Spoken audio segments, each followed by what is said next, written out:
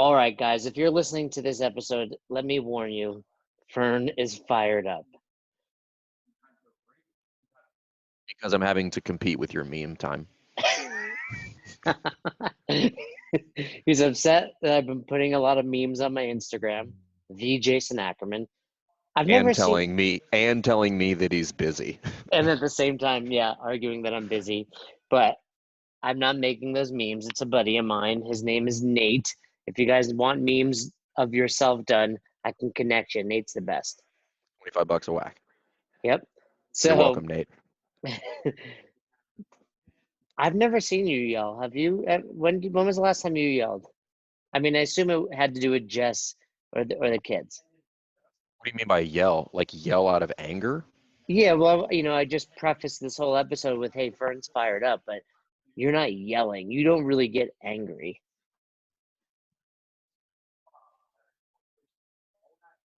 I do. I think like the amount of time I've spent in the military has taught me to really jam that anger deep down inside because nobody in the military gives a crap if you're angry. So it's just kind of, it does in the military, it never really helps if you're angry. Which in life in general doesn't really help if you just walk around being angry. It doesn't mean I'm not angry, but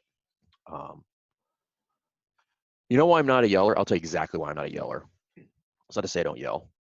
I had my basketball coach in college. I don't know if you know this, but I played college basketball. I What beat you to it division did today. you play? What Yeah, division? yeah, the only Division 1. Um, no, but my coach in college was a screamer, and he just was always screaming. So like nothing was ever good. Everybody was always afraid to do and make mistakes. And so eventually, after 1.5 to 2 seasons, that tends to lose its effect. And anytime he starts screaming, everybody just tunes him out, and their eyes roll in the back of their head. So it's not effective. Think about the people that like, who's somebody that you wouldn't want to lose their cool with you? Typically it's somebody you're afraid of, someone bigger, stronger. Is that what you're referring to?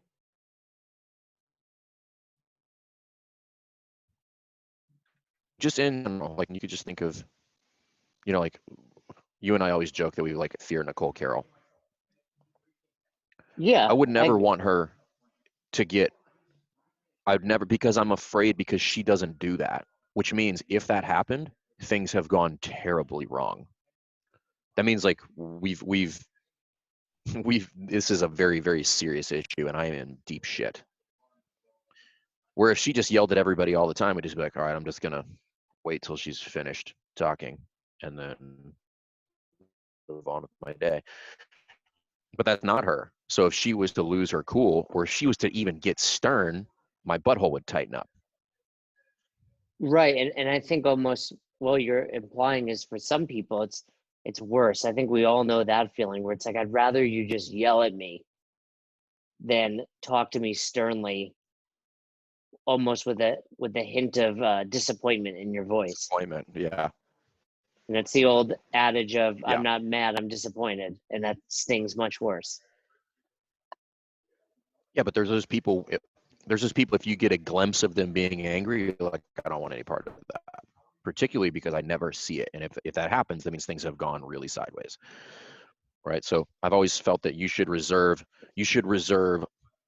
outsized reactions for outsized scenarios, like things that really deserve being angry and yelling. Because to some extent, it's like the same thing as coaching your athletes. If you're always harping on them, be like, go harder, go harder, go harder all the time, be like, you need to go faster. Well, at some point, I'm like, I'm not even listening to you anymore. You're just like, what? Like, is it ever going to be hard enough? Like, am I ever Well, going to be going fast enough for you to be like, great job? yeah, I think that's Probably not. If you're that coach. well, that's a really, I mean, in general, valid points. Like, there's no sense in escalating. There's no sense in getting angry. In fact, I mean, the two books sitting beside me when I'm not making memes, reading these daily Stoic books. Have you seen these? You need these, Fern. I have both. I have the Daily Stoic in my house. All right. Well, you need to read it again. By the way, The Daily Stoic does not advocate lack of emotion. Just the yeah, that chew on that. that's true. But by the way, does Virginia have no Wi-Fi right now? Because your connection is terrible. It's felt like that all morning, to be very honest with you. I was on another Zoom call earlier and it was awful as well. Well, hold on 1 second. I'm gonna try something. No, I think I figured it out. I switched my internet as well. We've got a couple different ones in the house, and this one seems to be a little better too. So So it's now that you, we, not me, it's partly me. as usual, per But usual. what you were saying is the Daily Stoic doesn't encourage lack of emotion. I agree, but it does encourage lack of anger and not letting your emotion get the better of you. So yeah, I don't think that it encourages lack of anger because that's not possible. But how you exhibit that anger. Right. Yeah. So that's the whole discussion about emotion there. Like you try to avoid telling people how to feel. Like you can't how you feel. You can't control how you feel. You control how you react to your feelings, but I'm going to feel how I'm going to feel. I'm either going to feel resentful or slighted or angry or sad or whatever. And then what I do with the feeling is what matters. Not, but there's no amount of me that can determine how I'm going to feel. Like I'm not even sure that's possible. But let me take a step back. You were mentioning like the people you see angry or you don't want to see angry. Do you remember the event that we judged at the games? Not the first year we did the obstacle course, but we did something else the following year, I think, in Madison, and we were given like marine t-shirts and boots. We went to the games. Or I mean, we went not to the games. We went to the ranch. No, Oh, that no, was no. Oh, Carson. there That was was there Carson. was yeah, there was that one as well. But no, there was a specific event. I believe it was It was an obstacle three. course.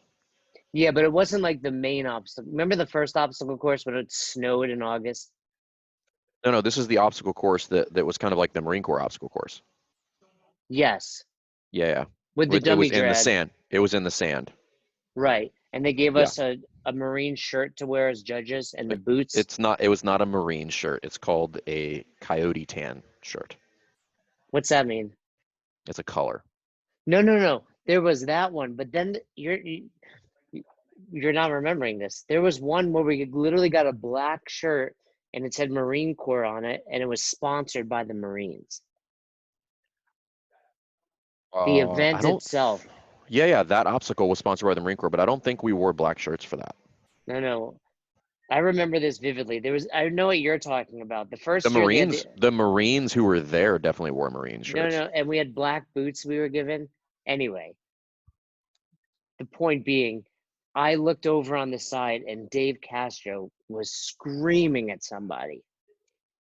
And in my mind, I was like, oh shit. Like, because Dave's another example. Like, you don't really see him lose his cool, but he's intimidating. And in that moment when he was screaming, I was like, oh, that something serious is happening. I mean, at the games, it's well, the last couple of years he's been super chill.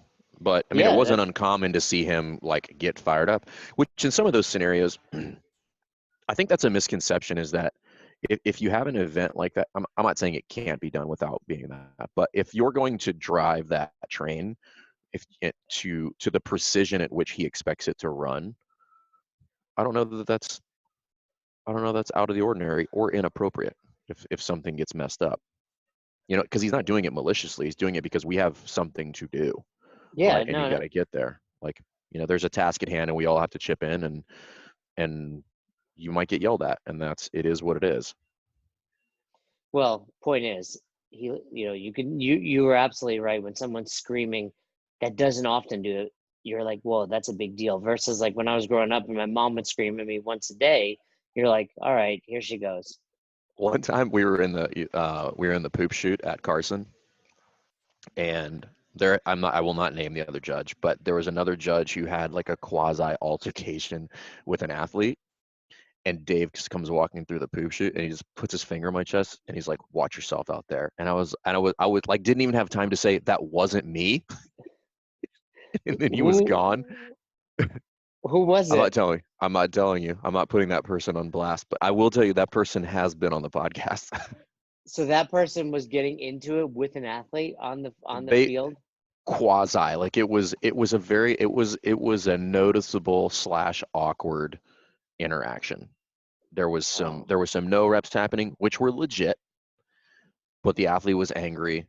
The judge was showing some degree of emotion, and it didn't escalate to anything. But like if you were watching, you're like, oh shit, and then I got the brunt of that standing why in a do you poop shoot, think just he? like Were you standing next to this judge? no, I think it was just confusion. It's just there's a lot of people, there's a lot of judges, and he thought it was me, probably from a distance. Yeah, that happens. And then I was like, oh fuck, I'm fired. Right, and then you kind of want to do the thing where you chase after him, like it wasn't me, it wasn't It me. wasn't me. But But just then like, he's nope, like, he's just already take on my to the next lashings. thing. Yeah, Well, in that scenario, and then knowing Dave to some extent, that's actually another discussion point. That would make it worse, right? right. Like a guy like Dave would probably have more respect for you if you just took your lashings and knowing it wasn't you than if you made a scene to deflect blame. Yeah, I Like think if not having anything, the wherewithal to know that this is going to be over in 5 seconds. You just be like, I'm just going to take it instead of like getting into an interaction at which no point am I going to win. And I was just like, yes, sir. no, and I think because of that, it was also out of his head immediately. And he Yeah. probably never thought of it again, to be fair. And if No. you would have done that, if you would have chased after him, he would have remembered that He interaction. would have remembered the interaction, probably not in a positive light. I think I've told a story about Dave on the show, but this was years ago. Before I was even judging, I was like running the equipment on the tennis stadium floor. There was some sort of deficit handstand push-up going on, but we had those, those like flip score cards that you would use in like a soccer game or kickball in like elementary Yep. school. So we had those out on the floor, and we didn't put them on for the first heat because Boz literally told me, "Don't put those out there," and I didn't. And then I'm standing on the sideline watching next to Dave, and Dave's like, "I told you to put those scorecards out there. Go put those scorecards out there, whatever." And I didn't say Boz told me not to. It's just like, okay, second heat, put them out there. They're a clusterfuck. They're like in the middle. There's no room. And right when the second heat's running, he's like mid heat. He's like, get those fucking things off the floor. Like, so I'm literally out there during it. It was like they had to move within all three movements were like within the rig. And I'm like trying to get out there, sneaking these things off the floor. And then I told the story the next day. Like he emailed me after the games were over, and he was like, "Thanks for doing that. I know I freaked out a little bit, but he remembers that stuff of like I didn't panic, I didn't blame, I didn't come up with excuses. You just do what he asked." Yeah, because you have to understand, like, that's your job at that point. Like, your job is to some degree follow directions and be a punching bag. Like, that's what you sign up for. And it's no different than I'm sure at times in the military where you're told to do something and you're like, "This is dumb, but I'm going to do it anyway." I've seen Yeah, I that there is no other scenario in the military. Like, there is not another scenario. That's it. When you sign up, you're just like, I am now a punching bag and am told what to do for the rest of my existence. I once saw Dave ask a volunteer to do something and they responded with like why, and he didn't even look back at them. He just turned and told somebody else to do it and then asked that person to leave. And that's Don't have time. Don't have yeah, time. I don't. I don't Ain't like nobody got time for that. yeah, imagine having to answer why to everything you put out there when you're trying to run a huge event like that. Yeah, and that's the kind of, and again, that's not a knock on that person. Is if you don't have if you don't have the experience of being a small cog in a big machine, you don't understand that you're asking why can create problems. Yeah, and you're You know. making everything take longer. Yeah. All right, let's get to the topic at hand first. We're still mid Hmm. quarantine. Boxes are hopefully going to open soon. There's a lot of uncertainty out there, but Not according to Virginia governor. We're not. well, Just got we're extended. hopeful. We're hopeful. We're hopeful that you'll get back out there. Just for the It's record, been New York's talking about opening up, and Virginia's not. When you say New York, though, I think a lot of people assume Manhattan is New York. It's a small part of New York. Are they saying the entire state, or are they saying New York City, Manhattan is going to open up? I don't know enough to know that. I would imagine it would be the state. It'd be really hard to roll that out by, I mean, how would you even do that? Well, you By could do city? county wise. I mean, I've turned the That's news so off. much coordination. And then the problem that I see with that, like as a leader, as if I was the governor, is that you're only increasing the pool of people that you're making angry, because you're always somebody will always be left out of the crew that gets opened up. And maybe you don't care, and maybe it's not your job to care, but yeah, the short answer is I don't know. I literally have no idea. I just know that several of the governors, I think it was Philadelphia, Maryland, New York, were in discussions about uh, the different variations of opening their gyms. Because there's a lot of problems. Like you were just telling me before this, that apparently the PPP money ran out, and I've been on discussions with people for the past 2 days about like the intricacies of their leases and how to manage that, because there's some crazy stuff going on with landlords, trying to basically strong arm people into extending their leases, not just paying. They're basically bribing them or blackmailing them and saying, I'll only defer this cost if you sign an additional 3 years. And there's severe problems with that, because you would be signing additional 3 years of potentially space you don't want to in the midst of hardship for property that is probably going to go down in value within the next 6 months. So now I'm going to be overpaying based on market value. Well, and not to mention with the uncertainty of when everything gets up and running, your Are you first even going to have payment a could be business? due, right? Yeah. And your first payment could be due, while you're still closed. I mean, Yeah. I'm happy to talk a little more about this, but if I were leasing right now, assuming the gym, a gym space, an affiliate space, I would just stop paying rent. That's all I would do. I would just stop paying rent when I'm when not I giving open anybody again. legal advice, but yes, that would be my recommendation. Well, and not because you're like trying to stiff the landlord, No, you is just practicing. Here's where I think just practice some patience. Like not, it is not that, um, what's the word I'm looking for? It's not that critical that you pay rent tomorrow. It's just not. Particularly if you haven't looked through your lease and if with a fine tooth comb to see if you even have to. I looked through one of mine. I don't have to, and the landlord asked me for money, and I'm pretty sure they know that I don't have to, because based I have on a force what? majeure. I have a force majeure clause in there that specifically states if operations or if I'm forced to reduce operations or cannot operate due to strict government laws or regulations, then I do not have to pay rent for the duration of that delay. That's So a this is what really people are referring to with regard. You've heard that people say like the act of God clause. yes. The act of God clause. There is no act of God clause. It's usually stated in some way, shape, or form in the force majeure clause of a lease if it happens to be in there. No, I was going to say that's a And really I good believe I'm point. saying that right. I could not be saying that right. It's spelled Majeure. But I think it's force majeure. But point is, going forward, that's an interesting fact that people should know. If you're gonna sign a lease, check that out.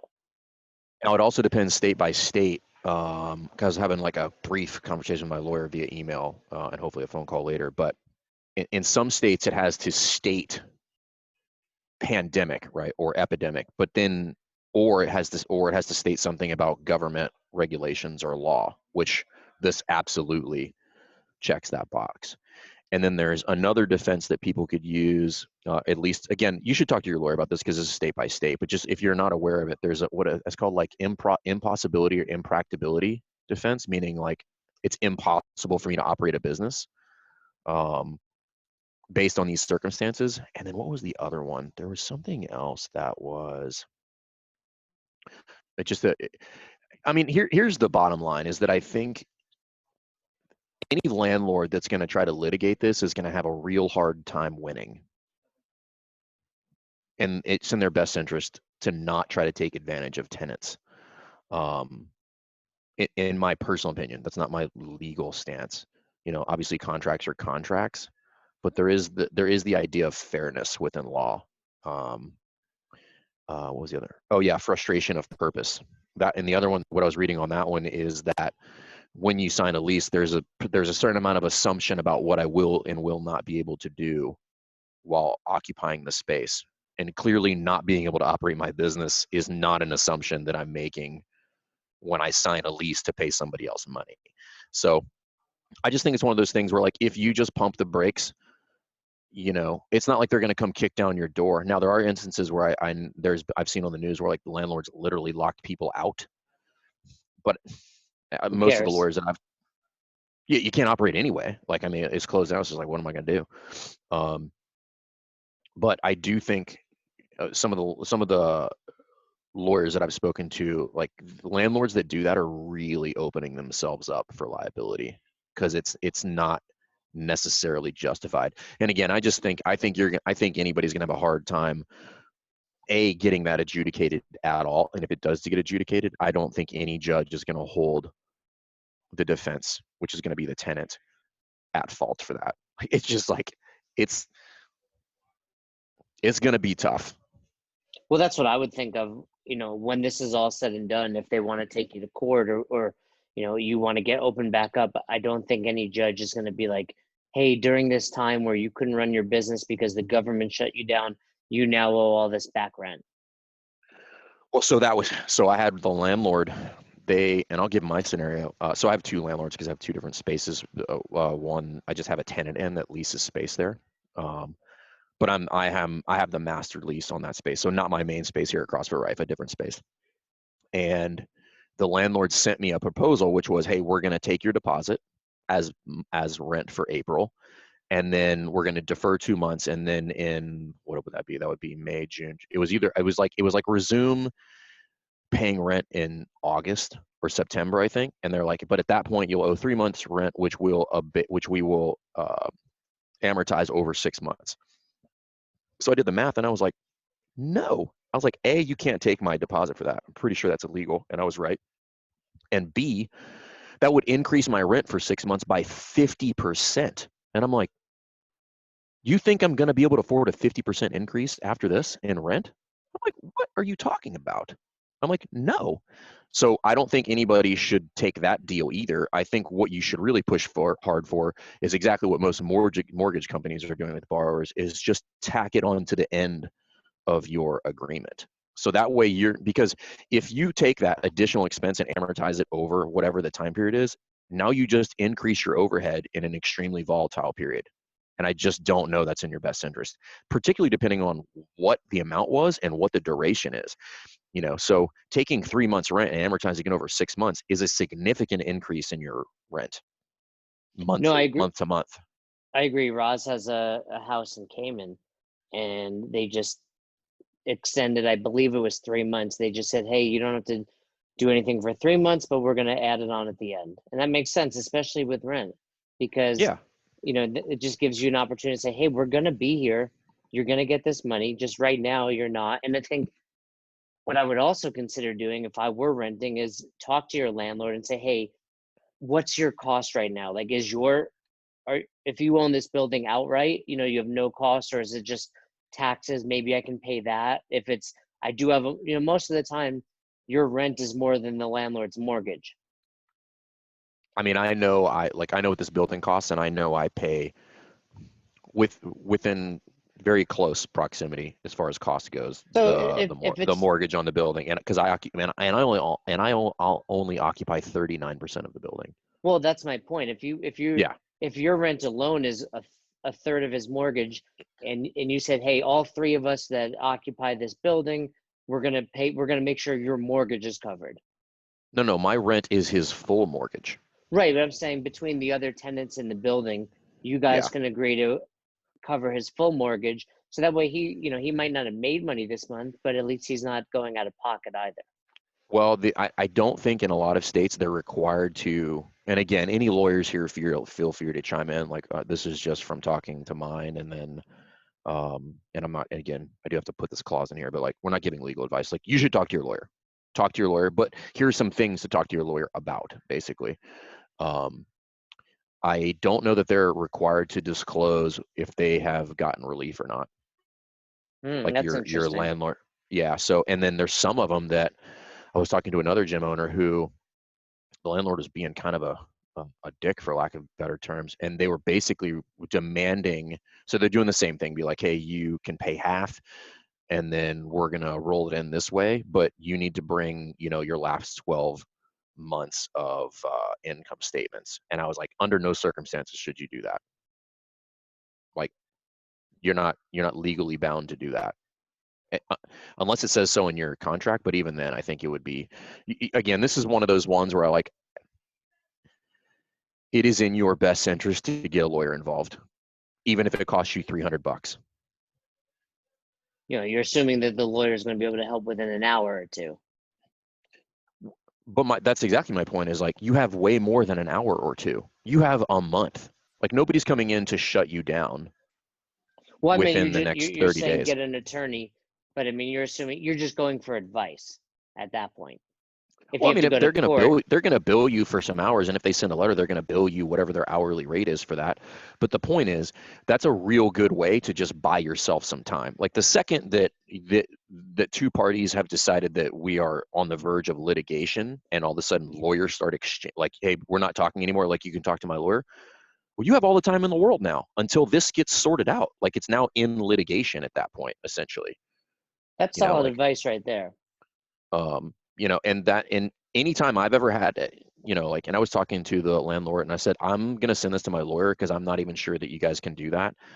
And, and I'll let you know. And I said, but I'm not signing that document because I don't have to, right? Like, there's a ton of stuff in play here that people don't know about. And I think the other one that I was reading about is with personal guarantees on leases. So there's a bunch of stuff that was passed, and you do need to check state by state about how it applies. But as far as like being, so if you personally guaranteed the lease, which most affiliate owners did, because you almost have to, there's almost no way to get one without it. I believe, and I could be wrong, but I believe that makes you a consumer, and there are consumer protection laws in place in this time period. And I So think this is all. there's certain things they cannot do because you personally guaranteed the space or the lease. I mean, number one thing we're saying is check with your attorney. Yeah, and if you don't have one, listen, they're happy to take your money and bill you hourly. Like, you can Yeah, get an attorney like very and quickly. if you're a box owner, you should have one. I mean, you probably have one at your box as a member. For sure.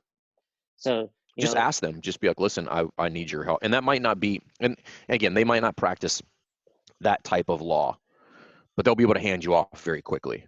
And somebody could read through your lease and they'll be like, all right, this is what you need to do. So it's not like they're going to be spending, we're not talking about constitutional law where they're going to be looking through a ridiculous amount of documents here. And it's going to be pretty black or white based on what the lease says. Most companies who have any experience and you're going to read it 5 minutes and be like, this is what you should do. It's like, yeah, okay.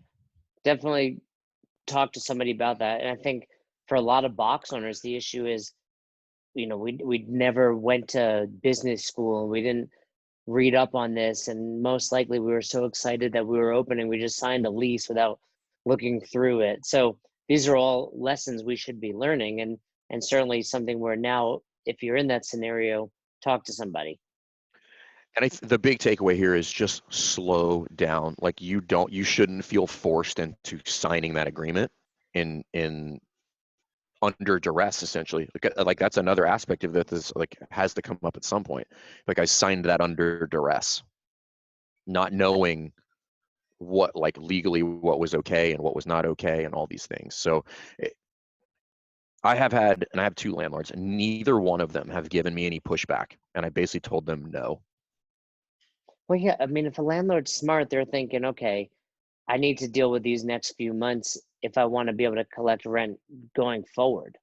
That's what I would be thinking. Yeah, well, well, so there's two things there. Like, you have to know the landlord is going to ask you for money. Like, of course they're going to try to get your money. Like, of course. So don't be afraid to say no, and then just be like, I can't pay you. because the reality is like you may be able to pay this month, but what about next month? Like you Yeah, I may mean, have needed that money for something else. Like if you are waiting on a triple P loan that may never come through, and then you just kind of ignorantly gave away rent money that you probably didn't have to, that could be the difference between you filing bankruptcy and not. yeah, whether the box opens again. And what Yeah. percentage do you think there's going to be a lot of boxes that don't reopen?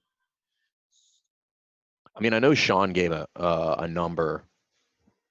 What was his number again? He said 50%, didn't he? I think that was Within a over year, time. Yeah, over time, and more so that don't reaffiliate, not necessarily close. which I don't know what the hell this has to do with reaffiliating, but um, yeah, I mean, yes, gyms will close. There's no avoiding it. Just like a lot of businesses in general. So pick an industry, and there will be a certain percentage of closing. I don't know what that's going to be, but the reality is, like you and I both know pretty intimately, that a lot of CrossFit gyms don't really run a significant profit margin, if a profit margin at all. And this, for some instances, I know a gym that's closing here that I'm pretty sure they've just been waiting for an excuse to close the gym, and this is it. No, and I think I don't want to say in a good way, but I think a lot of boxes that were hanging on, struggling, going, month to month, it's not a good thing. But hey, if this is your impetus for closing, cool. Maybe this will spark something new within you, and you're not going to get stuck doing something you don't enjoy. Maybe we'll see less boxes with better coaching because some of these other box owners go to become full-time coaches. Like there could be some positives that come out of this, but I definitely think 5 to 10% of boxes may not open again. I think that's fair. I was talking to another uh, gym owner today, a younger guy, who was saying that they're now considering not renewing their lease because it renews at the end of the year, and then basically just buying property like where their house is, and then putting a barn in the back and just moving their gym there for basically less cost. Well, and for so many people, I think that's a big misconception that boxers still haven't grasped. Bigger is not better. There's there's a point where by if you would stop, you're actually going to make more money than if you were to continue to expand or grow or take new space. Like there's a chance training people in your garage actually makes you more money than owning a box with 100 members. For sure, for a lot of people, I think it's probably very likely. I think, And it's way less and I stressful.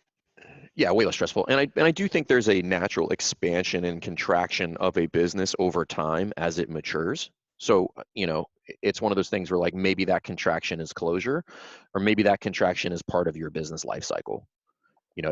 Because contraction doesn't mean forever. And it also, contraction has multiple meanings and variations. That contraction could mean a contraction physically in space, but later on leading to an expansion in business via other revenues. So I think it's just there's a lot of things that can, there's a lot of pros that can come out of this. Just, again, we've talked about this, like how much other opportunity are you going to get in the future to just sit around and try to reinvent the wheel? Yeah, and just get everything organized like we talked about last time. There's always going to be more, but you can certainly get ahead of it, and you can certainly be doing some things that, like Sean spoke about on the podcast, create these alternate streams of revenue that would not have happened if not for this. But let's keep the topic at hand. Let's talk about, paying rent. We've already talked about it for 30 Have minutes. you have you heard anything else? No, just about the PPP is shut down for now. There's a talk of a second wave coming, but like you and I discussed before getting online, I have a feeling the majority of that money went to bigger, stronger businesses than it should have, based on, my opinion that, affiliate owners and other small businesses should have got them, not necessarily chain restaurants. I think I've heard of 3 businesses that have successfully been awarded their triple P money. What were they? When I say 3 businesses, 3 small businesses, and I don't mean small businesses by the definition of the Small Business Association of less than 500 employees. I mean small businesses in the sense that less than 10 employees Who got their was money. this? Who was this? They were affiliates. So you know of affiliates that got the money they requested. 3. Wow, that's impressive. And I'm super happy for, and I'm happy for them, you know, and a lot to do with, and I think John Briggs and I talked about this, or he's talked about it on the podcast a lot. And I'm pretty sure all 3 of those had very, very good relationships with their bankers. That's a huge part of it, because it was basically you filled out your application, you went on a stack of paperwork, and it was how fast your bank went through it. Like, I was talking to a bank and it was just taking forever, and now a loan may not happen, and a lot of it was because they were just dilly-dallying themselves. And And I think I talked about this before. The other thing, so before all this happened, I was worried, and I just applied for a line of credit and got approved and got the line of credit.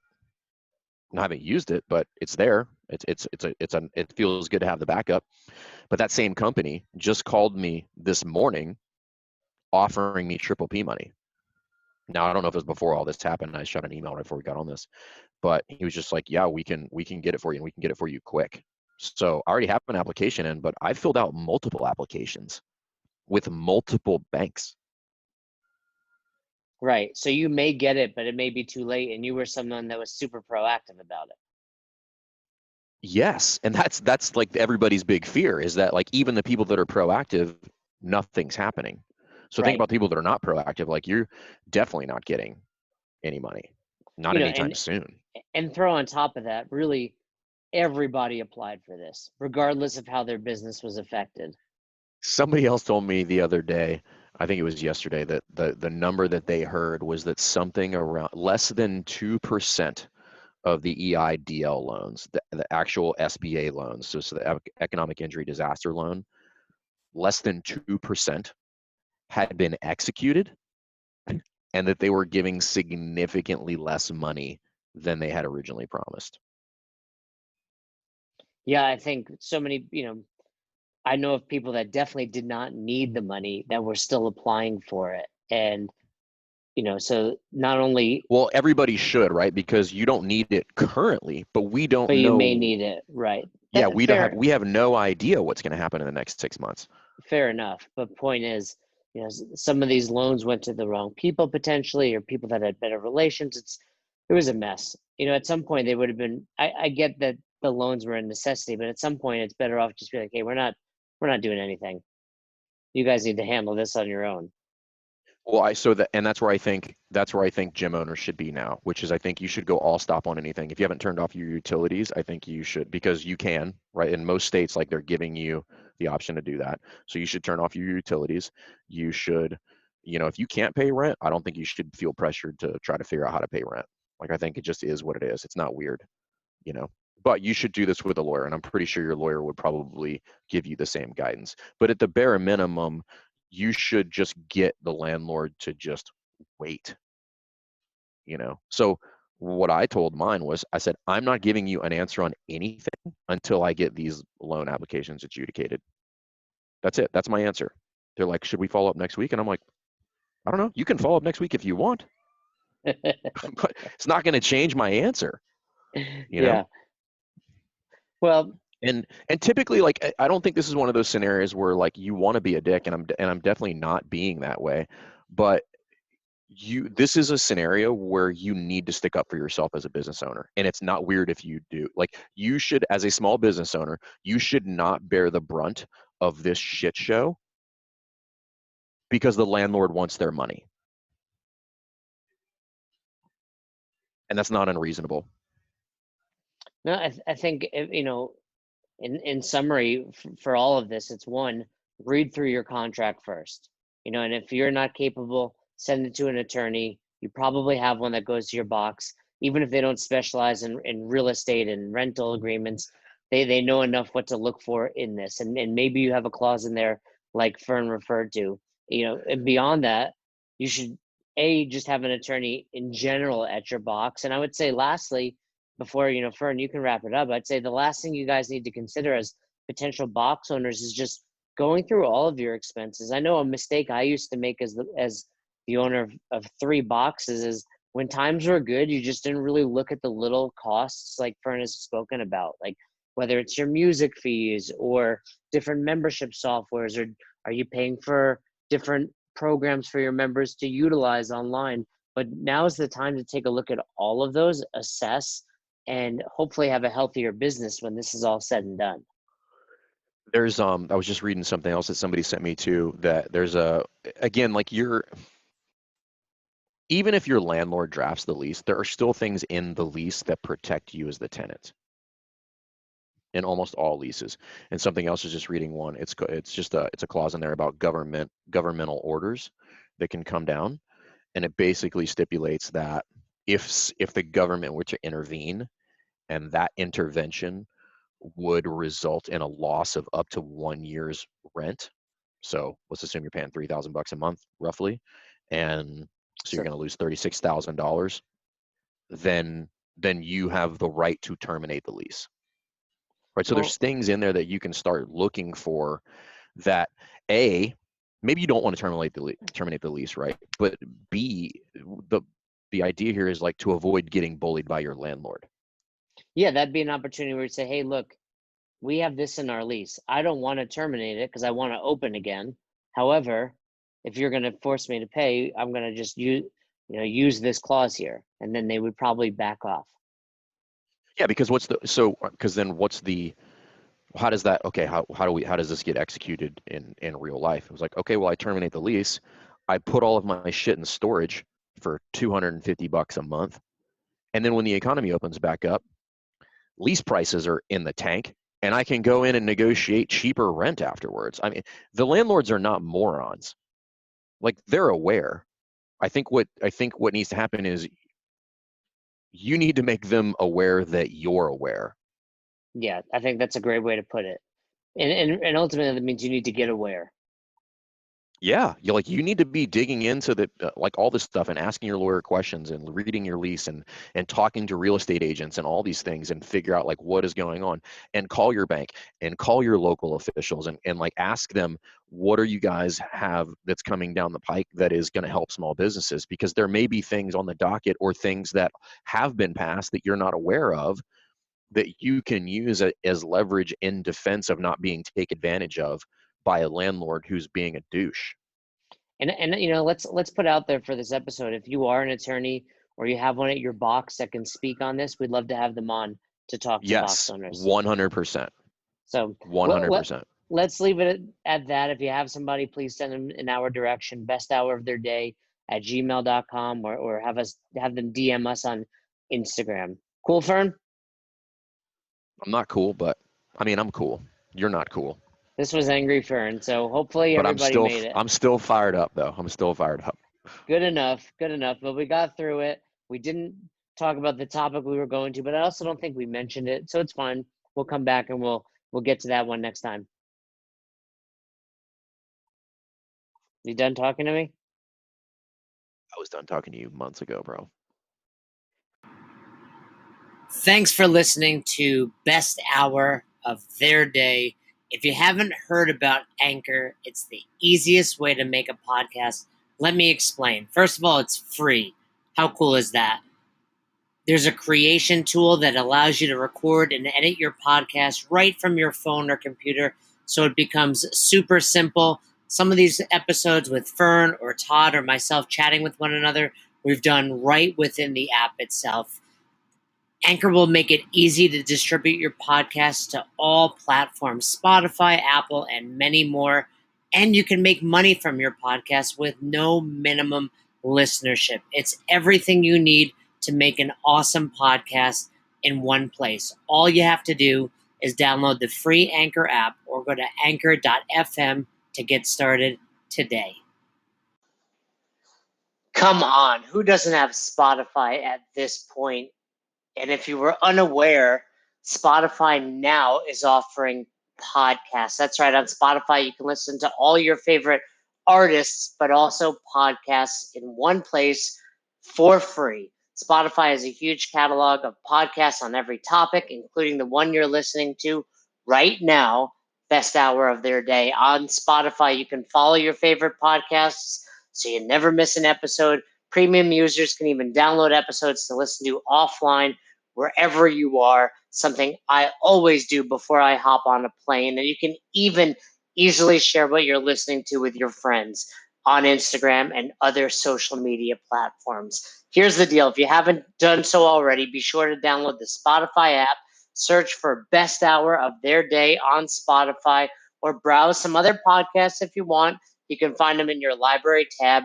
And also make sure to follow me so you never miss an episode of Best Hour of Their Day. Thanks again for listening to Best Hour of Their Day, and thanks again to our special guest. We appreciate all you guys do for us with Best Hour of Their Day when it comes to sharing our posts on Instagram, when it comes to subscribing to us on YouTube, when it comes to the constant feedback. We are grateful and we appreciate it. We are trying to build a community based on coaching development and becoming the best version of yourself. And it goes without saying that we couldn't do without all of you. So if you haven't already, please subscribe to our YouTube channel. Season 1 of Dropping In is out. We are getting tremendous feedback and we'd love for you to check it out. Leave us a comment on there. Head over to our Instagram. Give us a follow. Like our pictures. Feel free to share anything that resonates with you. And if you have any questions, comments, concerns, or feedback for us, please don't hesitate. Email us besthouroftheirday@gmail.com. Thanks again. Until the next episode, we hope you've had the best hour of your day.